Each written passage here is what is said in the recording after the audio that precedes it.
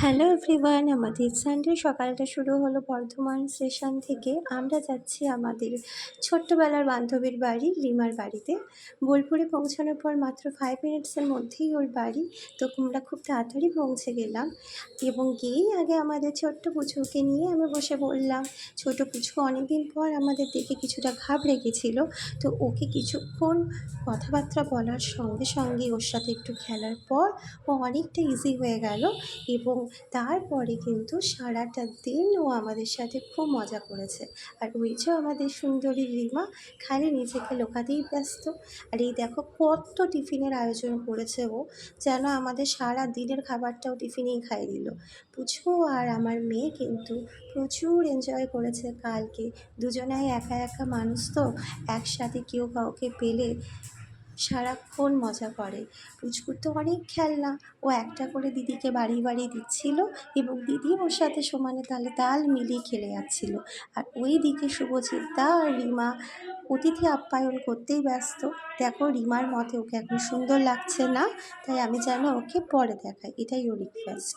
আর আমার বর যথারীতি ফোন ঘাঁটছিল।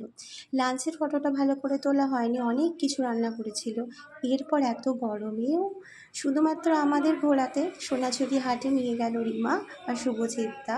সত্যি ওদের কালকে আমাদের জন্য ওরা যা যা করেছে আমরা খুব হ্যাপি তার জন্য। কারণ এত ছোট একটা বাচ্চা নিয়ে এত গরমে অতক্ষণ সোনাঝুরি হাটকে এক্সপ্লোর করানো।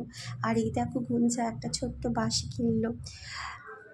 প্রচুর গরম ছিল, তো আমাদেরই রীতিমতো কষ্ট হচ্ছে, তো বাচ্চাগুলো তো খুবই কষ্ট হচ্ছিল। আমি সেভাবে কিছু কিনবো সেই ইন্টেনশন নিয়ে যাইনি, জাস্ট এক্সপ্লোর করতে গেছিলাম। কারণ এটাই আমার ফার্স্ট টাইম যাওয়া। আগের স্কুলের কলিগরা গেলেও আমার ওদের সঙ্গে গিয়ে ওঠা হয়নি। তো আমরা ব্যাগের দোকানে গিয়েও অনেক ব্যাগ চয়েস করছিলাম, বাট আমার কোনোটাই সেরকম পছন্দ হয়নি বলে আর কিনে ওঠা হয়নি। তো রিমা কিন্তু আমাকে খুব কিউট কিউট দুটো ব্যাগ সারপ্রাইজ গিফট করেছে।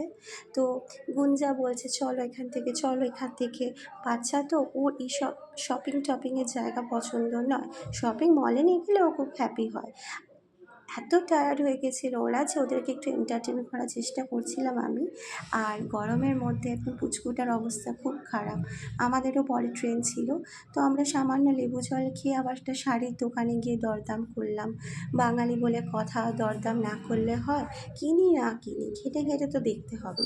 তো এরপর আমাদের ট্রেনের টাইম হয়ে গেল বলে আমরা সোনাঝুরি থেকে বেরিয়ে পড়লাম স্টেশনের উদ্দেশ্যে। এক রাশ মন খারাপ আর অনেক সুন্দর অভিজ্ঞতা নিয়ে আমাদের ফিরতে হলো আজ বর্ধমান। খুব ভালো কাটলো সারা দিনটা, আশা করছি এই ব্লগটা তোমাদের খুব ভালো লাগলো।